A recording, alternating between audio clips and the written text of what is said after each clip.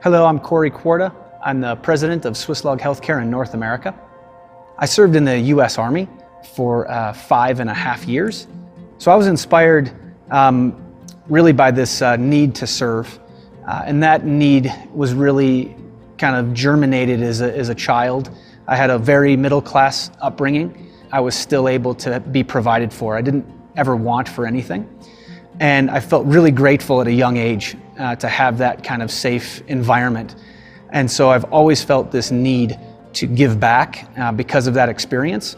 And in the case of the military service in particular, give back to those institutions that set up the environment for me to kind of have this wonderful life experience. I really wanted to make an impact at the personal level, and I felt that the Army was the best way to do that, where you're more on the ground there in whatever theater you might be operating. You're given this foundational set of basic skills, and that is, how do I survive? How do I operate on the ground in a wartime environment, etc.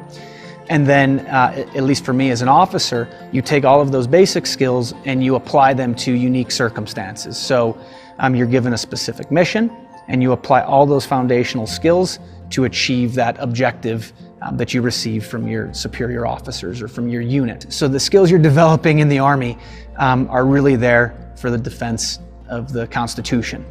And at the time, I wasn't thinking at all how those skills could transfer to the private sector.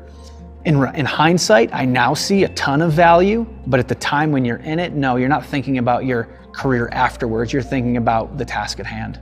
The most enjoyable thing about serving the country is having a purpose that's greater than yourself. There's no bottom line profit. It's really, how do we work together as a team, as a unit, to achieve the objective? And our objective was one that really resonated with me. My military service, I think, prepared me in a lot of ways to lead an organization in the private sector. I have an orientation to the mission.